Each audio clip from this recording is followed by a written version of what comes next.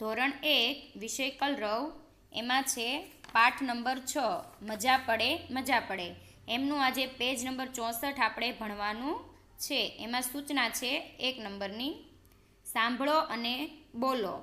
તો તમારે આ પેજ છે ને સાંભળવાનું છે અને પછી પાછળથી બોલવાનું છે, એટલે કે તમે આ ઘરે પણ કરી શકો છો। તમારા મમ્મીને કહેવાનું કે આ શબ્દ બોલાવે। એમાં પહેલું શબ્દ છે પડ, વડ, પગ, ડગ, રણ, કણ, રાણા, ડામ, ડાક, પેન, દેન, વેર, તેર, છેદ, વેદ,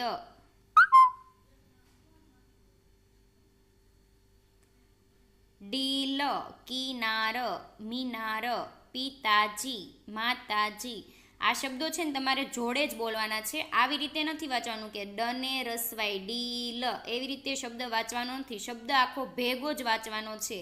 ડીલ, કિનાર, મિનાર, પિતાજી, માતાજી, સરિતા, કવિતા, વનિતા, પરિતા, ઈશ, તિરાડ, ગિરનાર, પરિવાર, દીપક અને રવિવાર।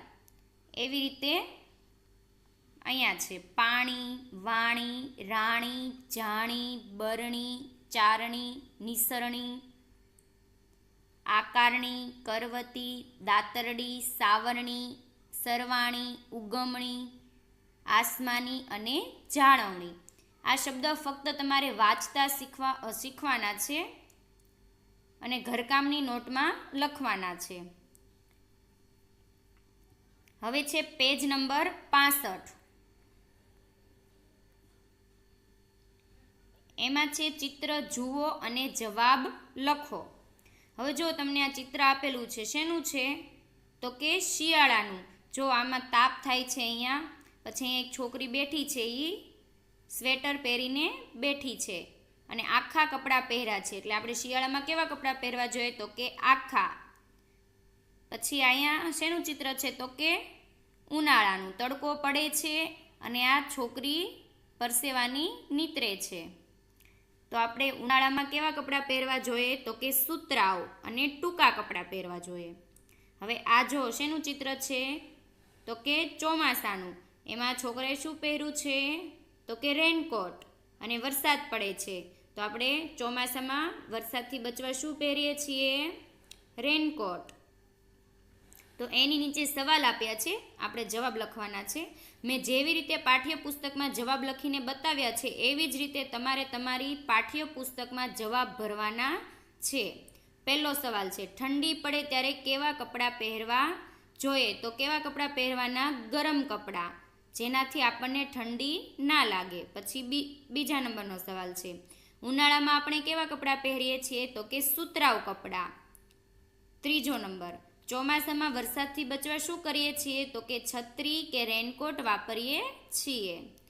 ચાર સવાલ ઠંડીથી બચવા આપણે શું કરીએ છીએ તો કે સ્વેટર પહેરીએ છીએ। 5 નંબરનો કપડાં સ્વચ્છ રાખવા શી જાળવણી કરીએ છીએ તો ગંદા હાથ કે મોં કપડાં પર લૂછતા નથી, ધૂળ કે માટીમાં રમતા નથી, જ્યાં ત્યાં ગંદકીમાં બેસી જતા નથી। જો આપણે આવું કરીએ, ગંદા કપડાં પહેરીએ, પછી હાથ ગમે ત્યાં અડાડીએ, કપડાં ઉપર લૂછીએ, ધૂળવાળા હાથ હોય તો ગમે ત્યાં કપડાં પર અડાડીએ, પછી માટીમાં આપણે રમતા હોઈએ, તો આવી રીતે આપણે ગંદકીમાં રહીએ તો આપણે સ્વચ્છ દેખાતા નથી અને આપણા કપડાં પણ સ્વચ્છ રહેતા નથી। એટલે કપડાં સ્વચ્છ રાખવા માટે